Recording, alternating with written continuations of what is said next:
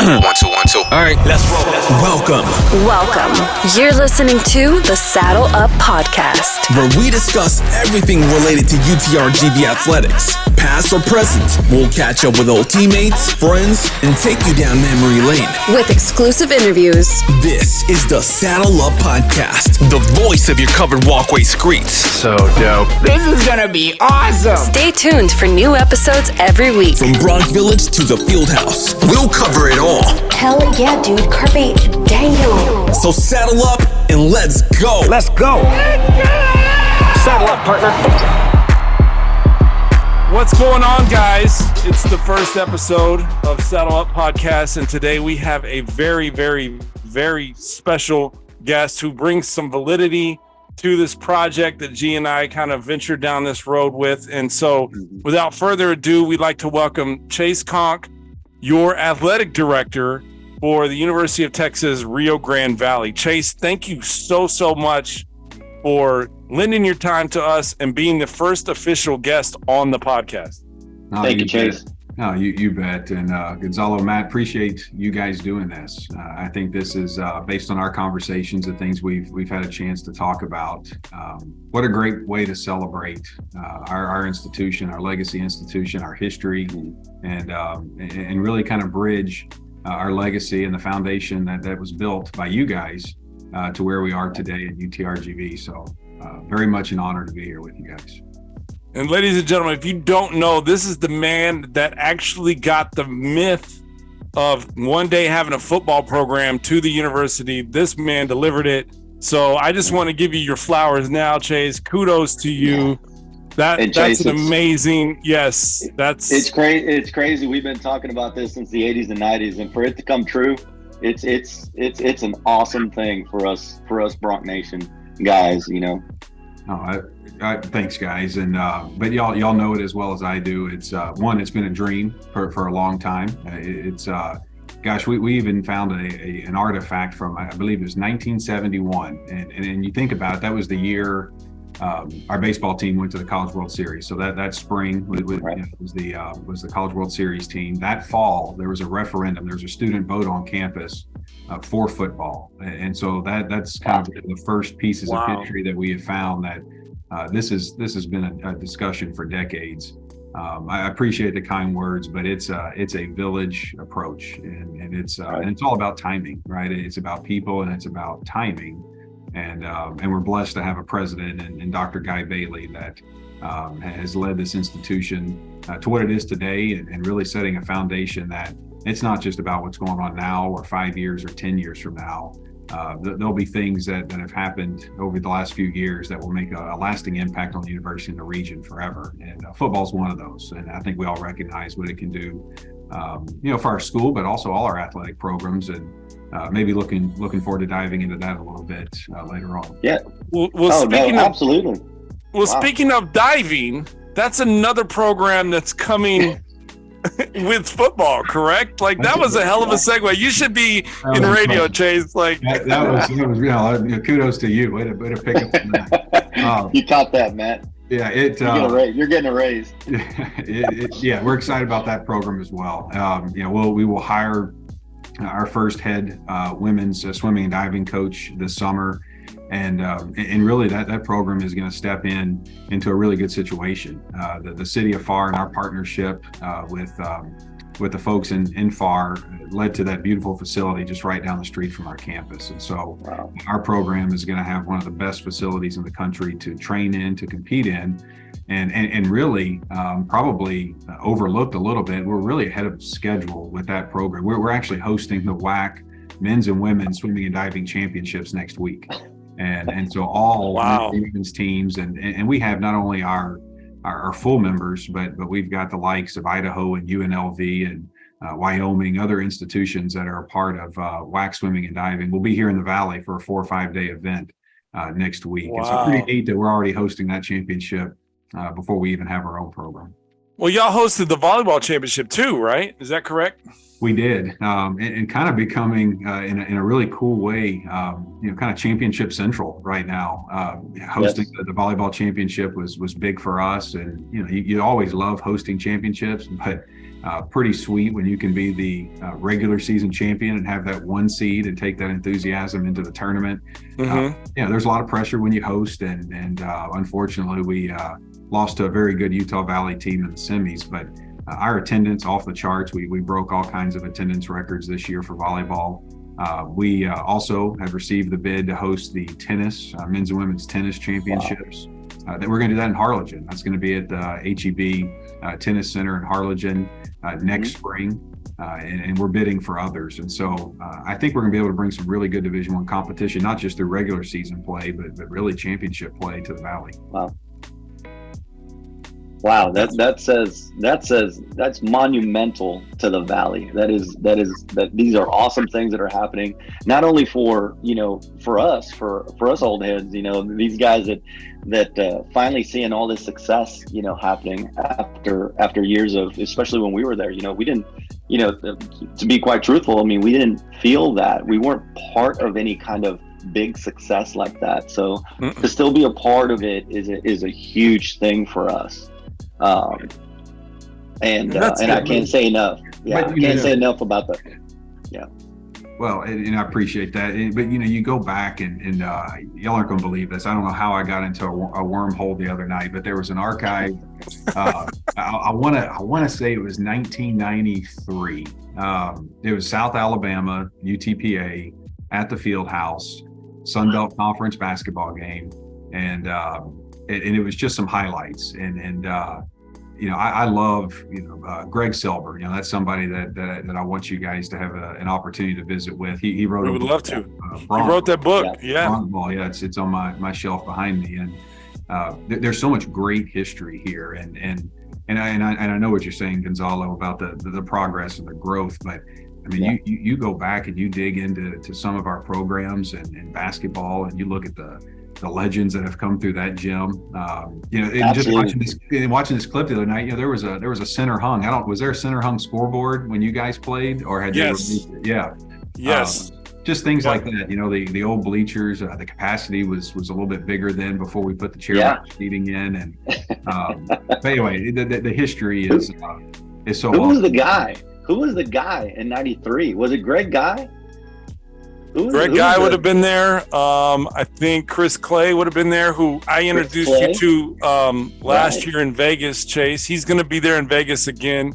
But we'll get into the WAC tournament in a second. Yeah, but wasn't Greg Guy the nation's leading scorer?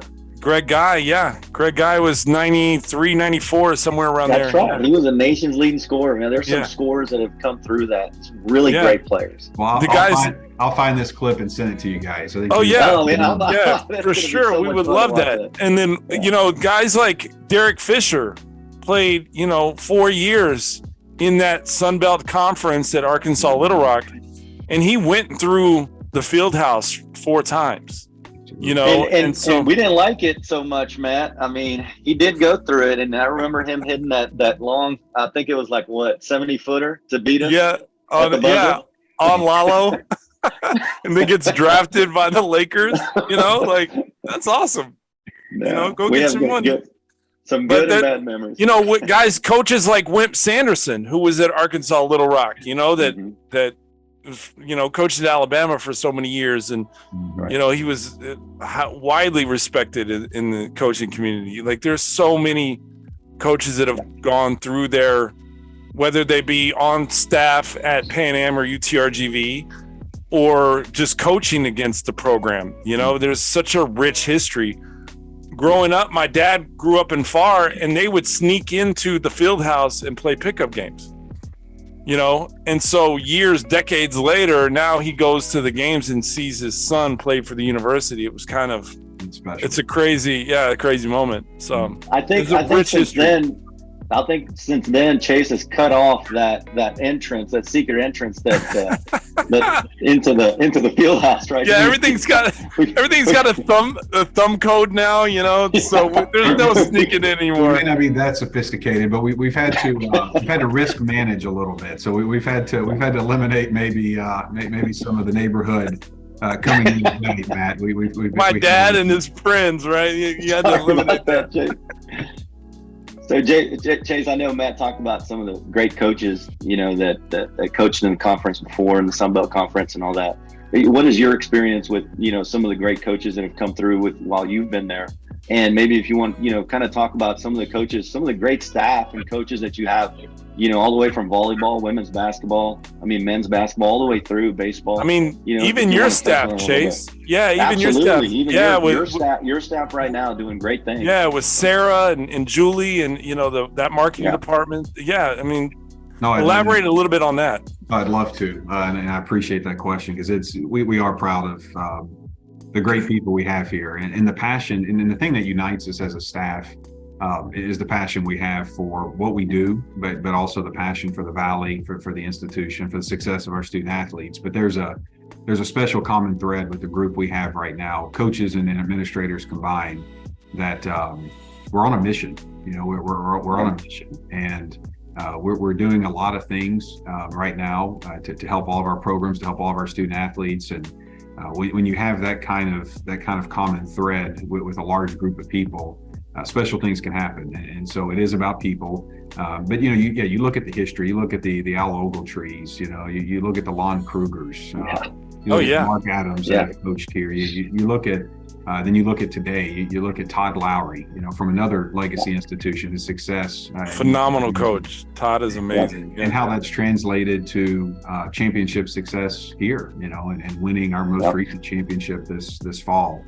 What Todd's done for that program, the caliber of young ladies that he's recruited, it's impressive. You look at Derek Matlock, and you look at Coach Matlock and the way that he has turned our program around. There was some tougher times, when you look at the success on the field, and Coach Matlock came to our institution, embraced who we are. He embraced our legacy, and he's got our program back. Now he's ready to win 40, and he'll tell you that as we open up tomorrow night. He's ready to. I think it was quoted in the paper this morning to get back to the Al Ogletree days where we're winning 40. Shout out to Coach Ogletree. Yeah, he was an amazing man. Yeah, Coach O was amazing. And so to have current coaches that respect and understand, the path that's been paved before them. You look at our soccer coaches and the caliber of coaches we've been able to hire. I'll tell you, this is a pretty neat statistic that I'm proud of. We have been able to hire now, I believe, 4 sitting head coaches from other Division I institutions that have joined our athletics programs, right? So they're all at other Division I institutions as a head coach, have had success there. They could have stayed there. It wasn't a situation where they needed to leave. That we were able to attract them to UTRGV and say, come be part of this. Come leave your mark. Come help us build, our programs and get us to championship success. You look at Coach Figger, very successful at Austin Peay. Comes from the Frank Martin tree and been at South Carolina, been at Kansas State, but was also a JUCO guy for a long time. So he understands the grind. Chase, here's a fun fact. I was the assistant coach at Clarendon Junior College, and Fig was the assistant coach at Odessa Junior College. And as assistants, we used to go at it, man.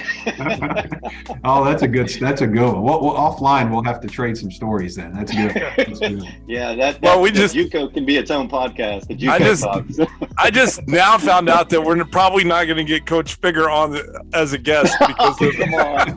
It was a positive. I just found that out right now. So it was fun competition. It wasn't anything bad.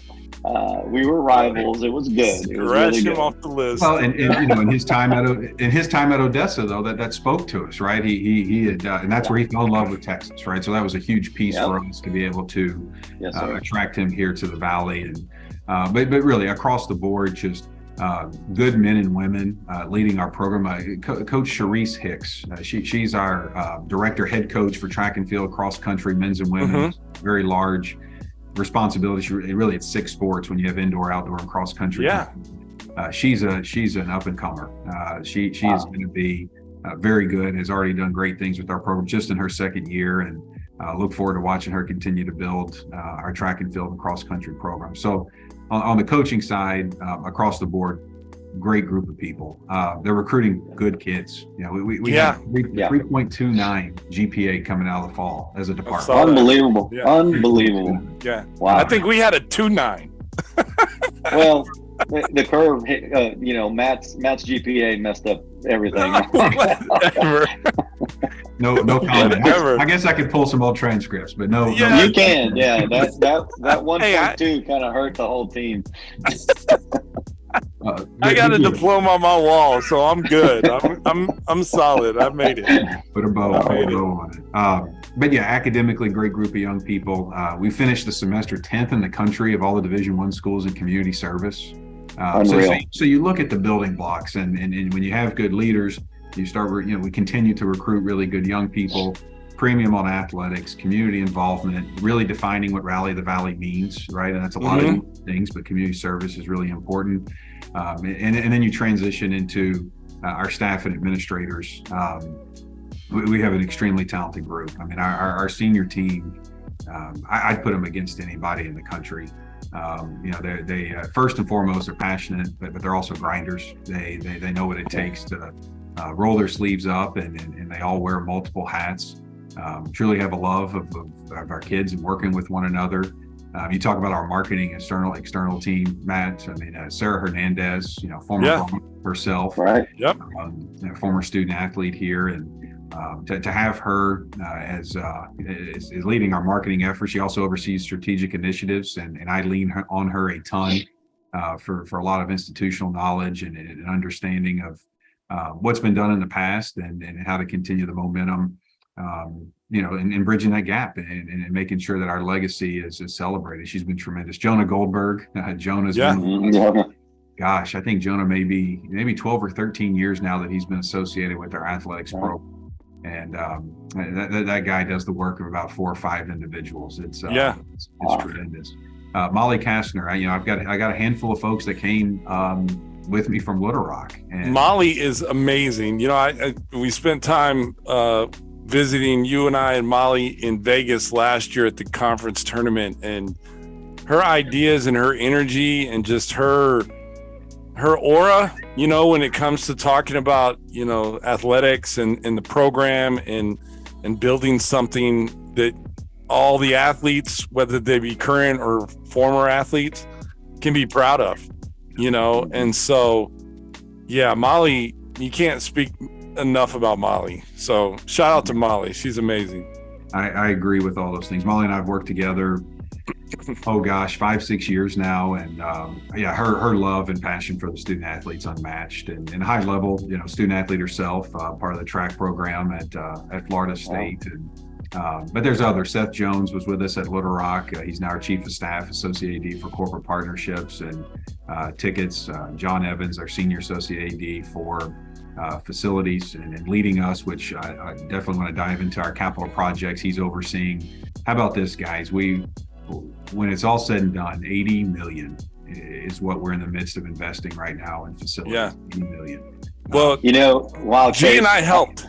Yeah, absolutely. And I gave $1 and G gave $1, and then I gave the other $2. 79. Chase, that is a phenomenal number, and just a phenomenal job in getting to that point. I was going to ask that question. When Matt and I were there, I think it was a Flintstone age with the weights. I think we used rocks, and what was it?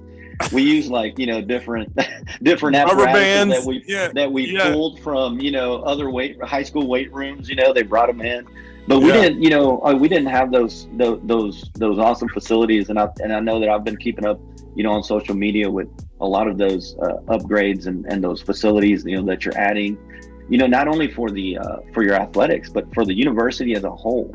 I mean, I don't know, and you want to elaborate a little bit on those steps towards reaching those goals. Yeah, no, absolutely. And it goes back to having a supportive president, and everything takes a village. I mean, there's been tremendous community support, donor support, corporate support, because those things take resources. But from the get-go, when Dr. Bailey and I, when he hired me and I had the privilege to start working for him, we talked about football. We knew that was something when the timing was right. But what I shared with them was, really for us to do this the right way. And you can learn a lot of lessons from, there's only a handful of programs that started Division I football in the last 10, 15 years, but there's lessons to learn.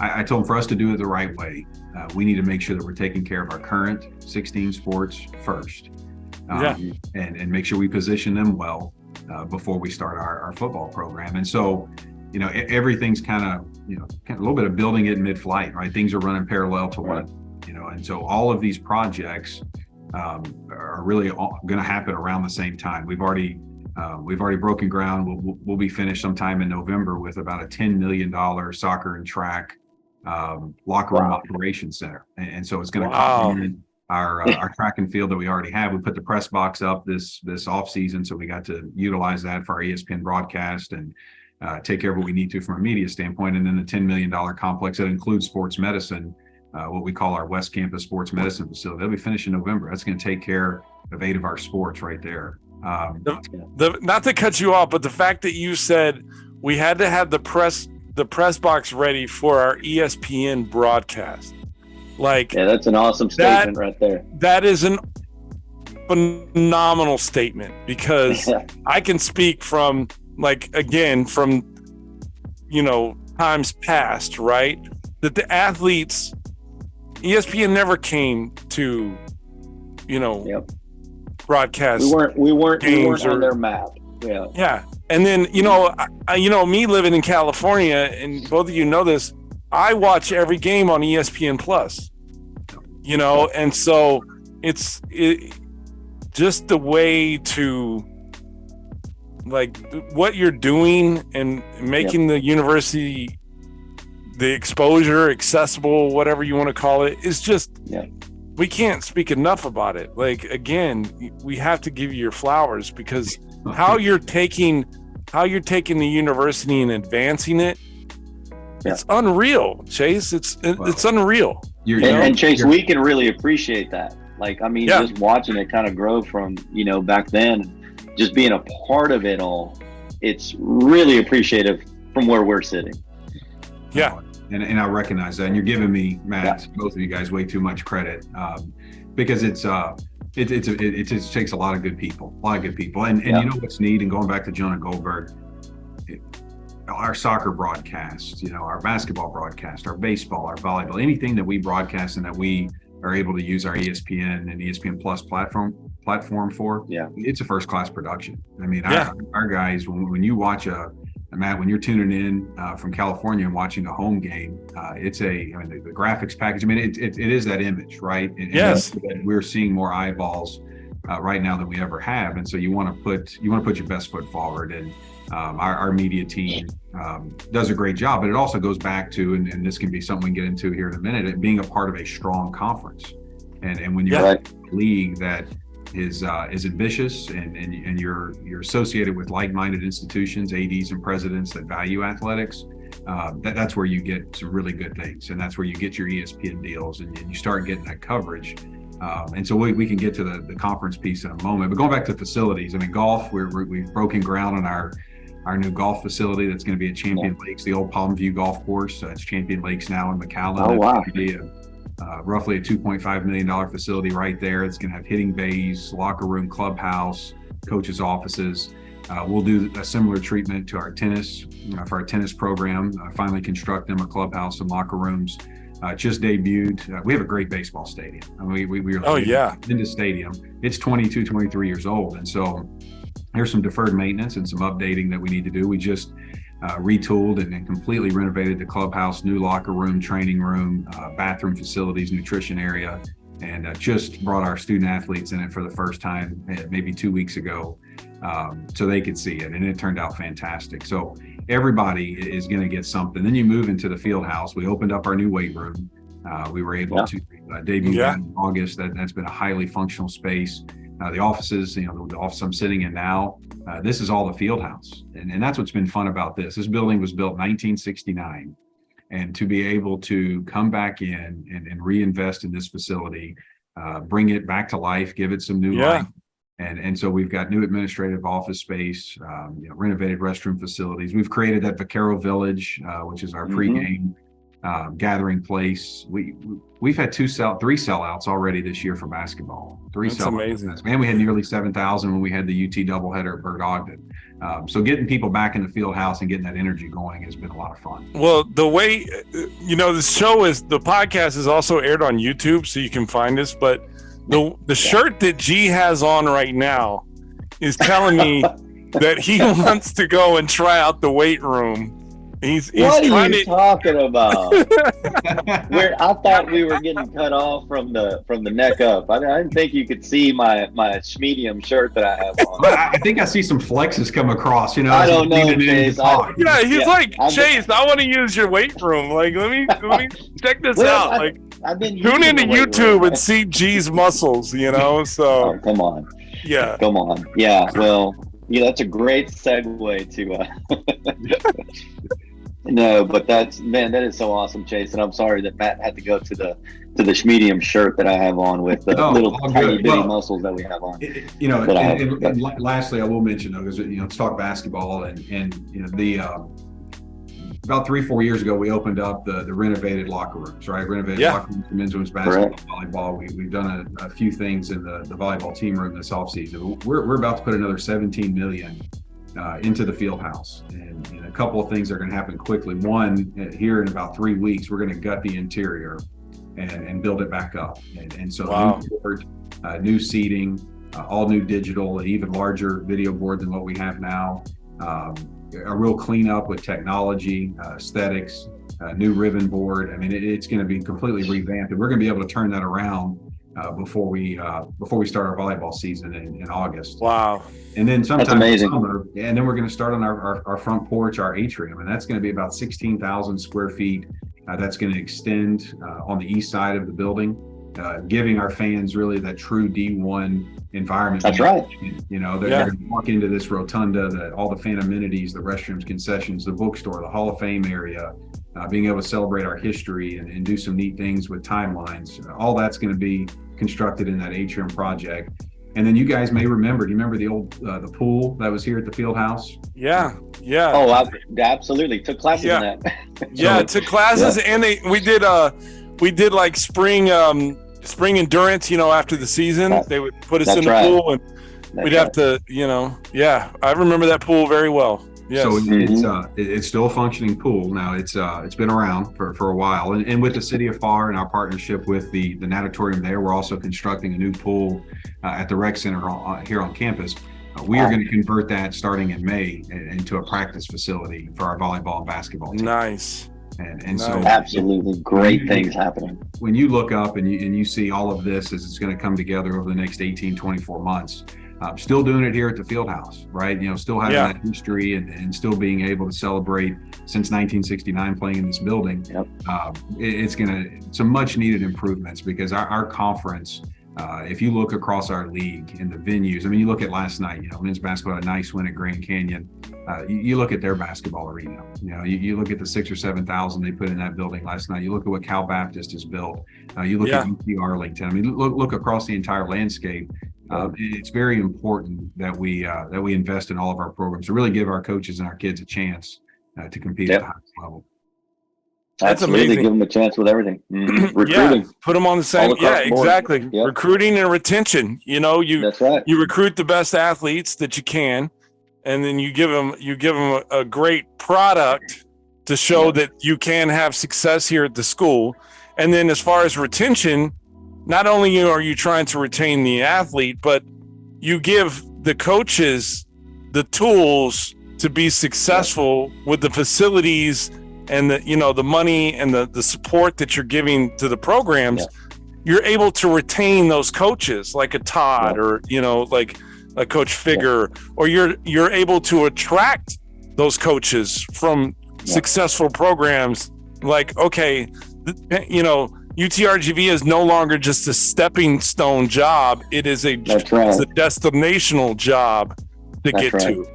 So kudos. And I would like to also say that I'd also like to throw my my hat in the ring that if you for the first bronze statue that you want to put outside of the new arena, I'd be more than happy to get measured and life size, full life size, or larger than life, or larger. Chase, paper mache is very cheap. and I would like to say, like I've been to Staples Center and you got Shaq, Duncan, and you got Magic, and you got Michael. They're doing their signature moves or whatever. Mine would have to be a foul. Like I led the NCAA in fouls one year, so it'd have to be me. Or a trick. Getting beat on defense, and then I'm having to foul his guy, and that's usually what happened. Or somebody, or you tripping, falling, or something of that nature. Chase, that was so awesome. It's so great to hear all those things that are coming up. Maybe I've missed the bus, or maybe y'all do this already. But is there like an alumni day or something where the alumni can come in? Maybe tour the campus, maybe see the new things that's happening. Maybe you have that in the works. Maybe, you want to elaborate on that a little bit, because I would be absolutely interested in coming in and maybe doing a day, of basketball or volleyball, and then touring the campus and then having a mixer, some sort of, that kind of thing. It probably wouldn't be you, Chase, but is there someone on your staff that or somebody that they could get in touch with? Great question. And I tell you, it's really important we do those things, Gonzalo. And one thing that we've started is our varsity club, and that's something that is really in its infancy. I think we've got our newest lifetime member with Matt joining here in the last couple of weeks. But this, and really, if you look at the logo, it tells our story. It pays tribute to our legacy institutions. And for you guys, you'll see the PA on there. You'll see the Bronc, and of course you'll see the V for UTRGV. But that association is there to be a gathering place of our alums and our former lettermen. We want to do more. I think now that we're past COVID, and we started this right before COVID hit, right? And so it's really that's right. in its infancy, but we want to make that something where it's at least an annual deal. We've got our Hall of Fame. I'll tell you a couple of things we are doing and we have done. We've got Hall of Fame weekend, which is an annual occurrence for us. That's going to be March 3rd and 4th, and so we'll induct our class that weekend and celebrate them. We had the 1963 Bronx here last Thursday. We celebrated the 60th anniversary of their national. Tony De La Pena, shout out to Tony. Yeah, Tony. It was great having those guys and Jim Board and just a great group of Marty Uran, just a great group of guys to get to celebrate, and had a lot of them back. Tomorrow we are retiring Jody Ramsey's jersey, his number. We have not officially retired Jody Ramsey's number. And so his family is coming back tomorrow, and we will celebrate Jody's life and of course his family. That's amazing. Absolutely. And our guys, as y'all know, our basketball team wore the replicas of the Bronx uniforms from '63. I saw that. Beautiful. Maybe not quite like that, but pretty close, Matt. You got to tune into YouTube to see the show. So at least did they fit right? If they fit right, we're on the right track. They were great. They were great. And our baseball team wore, when we celebrated the 50th anniversary of our 71 World Series team, we wore the Pan Am unis last year.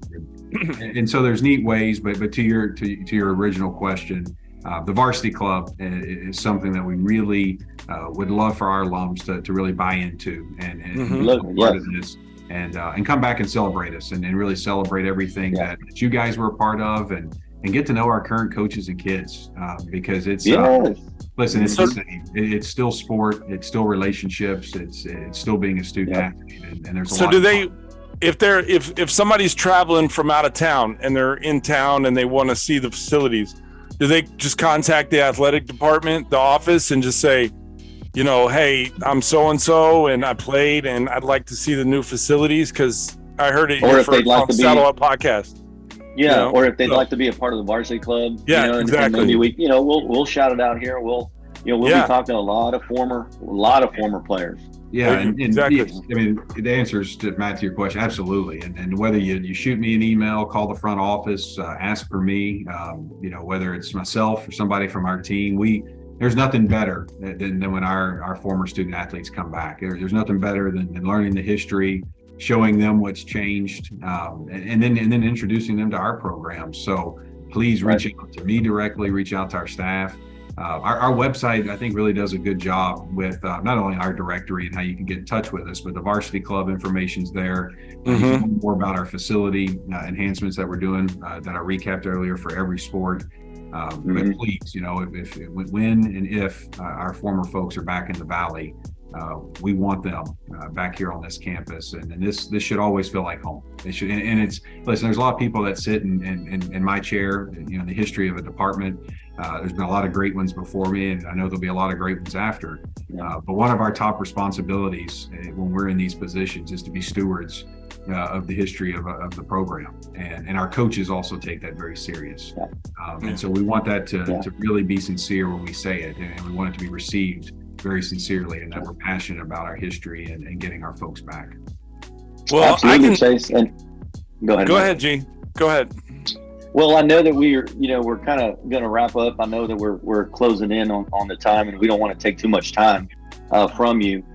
But I definitely want you to kind of touch on the conference, what the future looks like there. And I know you were going to kind of get into that a little bit, but do you want to elaborate a little bit on that? What conference play looks like for each of your programs? Absolutely. And I'll tie it back to, when you look back at the history, the last, really you got to look at it 60 years. We went Division I. I'll give a little, just kind of set the stage here. We went Division I. At that time, you didn't have to move as an entire athletics department, right? So it could have been just men's basketball, tennis, sports that went. But since the mid 60s, late 60s, went Division I. Up until this point, if you look at all of those years and the decades we've been Division I, our institution, Pan Am, all the way back to Pan Am College, to Pan Am University, to UTPA, to UTRGV, we were an independent some 65% of our existence. Right. Yeah. You guys know those days, right? You know what that entailed. And so, to see where we are today and to be in a conference like the Western Athletic Conference. And listen, when I got here in 2019, I'll give you this stat. Let's just look at men's basketball. There's 31 Division I conferences in the country. Men's basketball that particular year was somewhere around 25 or 26. Our rank was 25th, 26th in the country out of the 31, right? Today, as we sit here right now, we are the 11th ranked conference in men's basketball right now in the U.S. 11. Wow. So you've got your Big East, you've got your ACC, SEC, Big 12, Pac-12, right? You got all your traditional ones. We're ahead of the Sun Belt. We're ahead of Conference USA. Yeah. So the league, and that's probably the one sport that's had the biggest swing, but every of our sports are now in a stronger, better conference than even what it was 3 years ago. And so our coaches, that's why these facilities are so important, right? Because if we're competitive in that landscape, we got to give everybody the tools to match up. Exactly. Yeah. Now last night, I'll tell you, and y'all can relate to this, Toughness beat GCU last night, right? We went in there in a hostile environment, and Toughness and Coach Figure and I talked after the game. Toughness will win every day. But it sure is nice though when you have some of the tools and some of the to complement the toughness.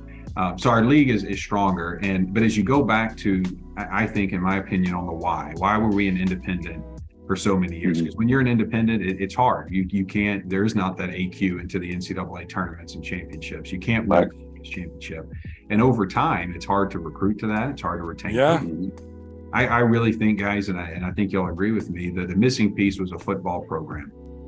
And this is something we told our coaches early on when we started really going down this road really hard a couple of years ago. Football, in my opinion, will forever protect our institution in the conference landscape. And by having football, we are now part of solutions for conferences that we weren't before. And we found ourselves in this new WAC as part of a solution. Because now you got Stephen F. Austin, Tarleton, who went Division I, Abilene Christian. You've got Southern Utah. You've got some really good football schools that also value basketball and baseball and other programs. So football is really, I think, a lifesaver for the future of all of our athletic programs. Hell, the way you're moving, Chase, you're going to be in the Big 12 probably in about 10 years. So You put it out there, Matt. You put I put it out there. You're gonna be getting Texas, Oklahoma money. Like, come on, like let's buy our first dozen of footballs before we talking that. But hey, Coach Bush hired our first head football coach, and he, my gosh, every day that goes by, just so pleased with getting him on board and his passion for the Valley, his ties to the region. I've known Coach Bush for 11, 12 years. How about this? He recruited my youngest brother to UTSA. Wow. He was a senior. My brother signed with UTSA. So I actually, as a brother, got to watch Coach Bush in the living room. Got to watch him in action. And so been able to keep up with him and his career. But he has hit the ground running. We've already hit, we're almost at 1,500 season tickets, and we still have 900 plus days until kickoff. But I think that translates, and I love talking about this because the sellouts and the enthusiasm that we're seeing, that we saw in volleyball, that we're seeing right now in basketball, that I know we'll see this weekend at baseball, that'll carry through the spring. We're starting to see people become fans of UTRGV, right? Not just even one sport, or we kind of pick and choose or come to a game or two.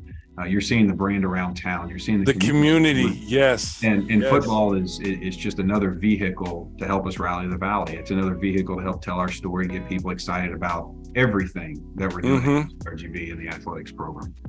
Well, I'm excited for that first game. That first game of the season in 900 days or whatever it is. I will definitely be down there.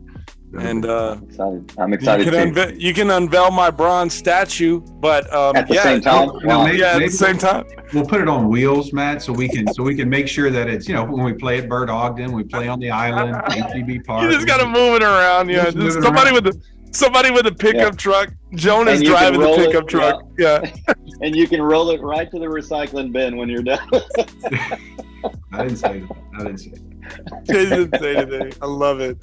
Well, awesome. Thank you so much for your time, Chase. Like it's been an amazing hour that we've sat here with you, and we can't thank you enough for lending us that time, because we know you're extremely busy making the university a better place. So I just want to say thank you, because you and I've formed a friendship over the last year and a half, and you've been so gracious with your time and your insight and your thoughts. And when he says that you can reach out to him anytime, you can. Yeah. So I just want to, again, say thank you for everything you're doing for the university.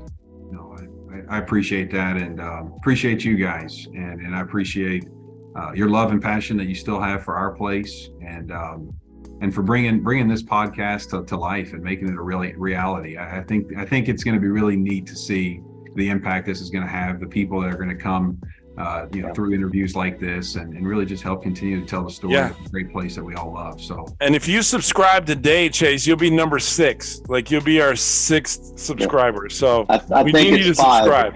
I don't think it's 6. I think it'll be 5. I think you're the 5th one. I think it is 5, because it's 5. It's me and G, and then it's G's wife Stephanie, and then my wife Tessa. Yeah. So I think you're going to be 5th. So we'll commit to growing it. That Varsity Club podcast. We'll grow those. There you go. That's it. Awesome. Varsity Club. Awesome. That's right. So again, thank you so much, Chase, and we appreciate the time, and we look forward to all your success. Appreciate it. Thank you, guys. Thank you, Chase. You have a wonderful day.